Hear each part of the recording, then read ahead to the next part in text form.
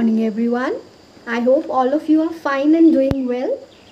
So, today I am a teacher trainee of Siliguri Tarai B.Ed College and Siliguri Primary Teachers Training College.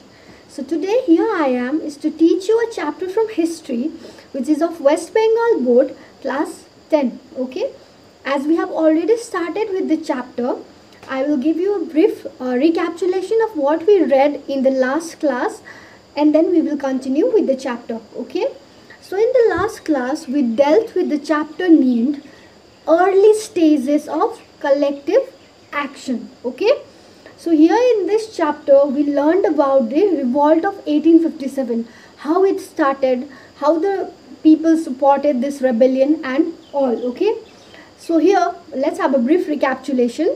Here in this revolt, people so wanted to take revenge against the British government. Okay, so they thought of revolting against the British government, and they started the revolt of 1857. Okay, actually before the revolt of 1857 started, the people out there raised their voice maximum 54 times. Okay, but their voice that time did not got a national movement. Okay, the Britishers tried to suppress the movement, but they partly failed because the revolt has already took up the national level. Then we came to know about Mangal Pandey, who opened a gunshot fire against a European officer, and then later he was arrested, and he along with his friends later was arrested and hanged by the British government. Thus the revolt of 1857 actually started. Okay, so now the topic for today, the subtopic for today is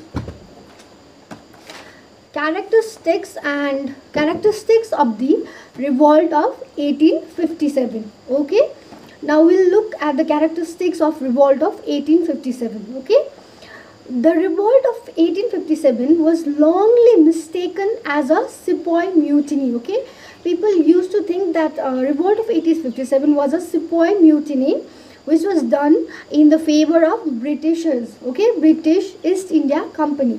But actually the revolt of 1857 was against the British government, and hence it came to be known as the Great Revolt of 1857. Okay, the revolt of 1857, not only the revolt of 1857, it is the Great Revolt of 1857. Okay, so let's have a look at the characteristics of its. First of all, the sepoys who were against the British accompanied these rebellion not only in the countryside but also in the villages. Okay, this was the first characteristics. And not only that, in some places people came forward to fight against the British. Not only that, in many places people came to fight against the British along with their ordinary weapons. Okay, while the Britishers were fighting with their modern equipments, some people dared to come in front of the Britishers with their ordinary weapons. This was the second characteristics. Okay, now the another characteristics feature of the revolt was that the rebels burnt the government records. Okay, the rebellion people who were revolting against the British they burned the government records similar to that which they have done previously with the Jamindars and the Saukars. Saukars means the people who used to collect revenue from the agricultural laborer. Okay, so these rebels burned the government record as they have done earlier with the Jamindars, money lenders and Saukars. Okay, then what happened was that in order to suppress the movement, the Britishers tried to divide the unity between the Hindu and the Muslims. Okay, Britishers tried to divide the unity. They tried to implement many things so that they could break the unity of Hindu and Muslim. Okay, but what happened was that Hindus and Muslims fought shoulder to shoulder against the British government and revolted against them. Okay, what happened was that this rebellion showed a commendable dedication and courage. Okay, this revolt showed a dedication, courage, cooperation against the British government. Okay, not only that, thousands of people died fighting for their country. Thousands and thousands of people died while fighting for their country. Okay, then in some parts of Uttar Pradesh and Bihar, peasants and artisans too rebelled against the British government. Not only that, in some parts of Uttar Pradesh and Bihar, peasants, agricultural laborers, artisans, they were also forced to rebel against the British government, as they were tired of their suppressions, humiliation and oppression, not only with them but also with their family. Okay, so they also fought against the British zamindars, moneylenders, saukars and contractors. Okay, these were the characteristics of the revolt of 1857. Now let's have a look of the nature of revolt of 1857. Okay, now what happened? Let's see the nature. Okay, though many people fought for the country, the major lack was that there was no one particular ideal plan before this revolt. Okay, there was no particular plan of how to lead the revolt, how the character will assume in the future. There was no such plan of the revolt of 1857. Okay, then another nature was that there was no coordinated plan to establish independent country after the Britishers will leave the country. Okay, what it means to say that there was no such plan that if the Britishers leave the country, then who will come to rule the country? Okay, there was no such plan. No such plans were made.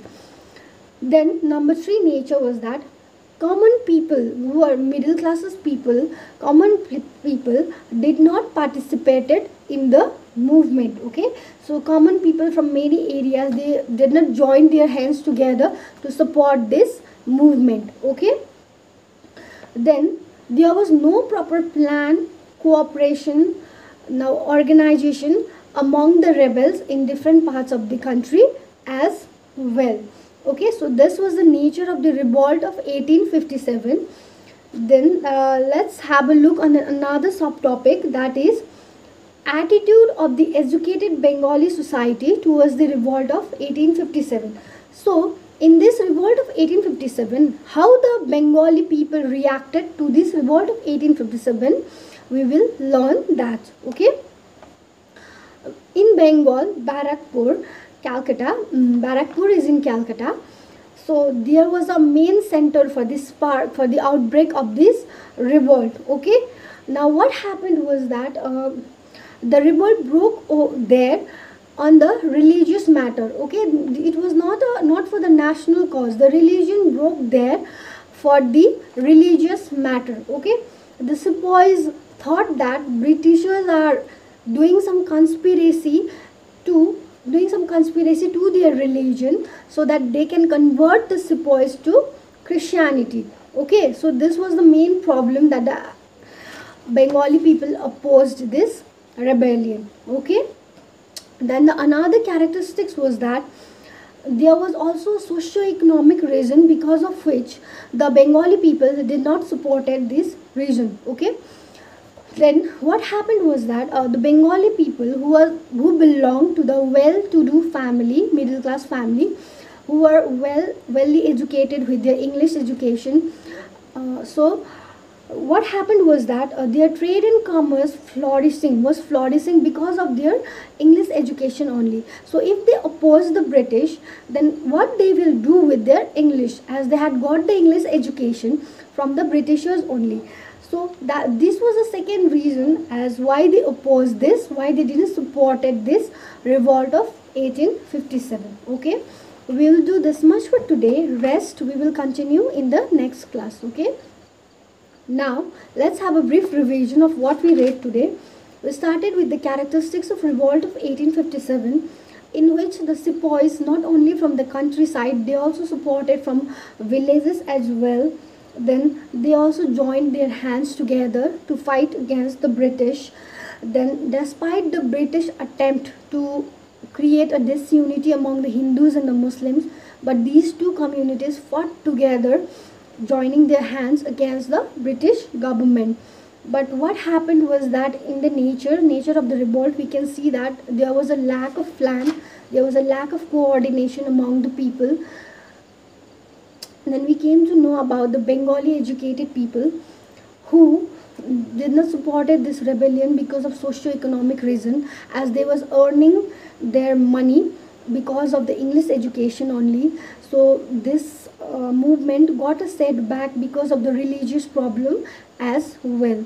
Okay, this was for today. Rest we will continue in the next class. Okay, thank you.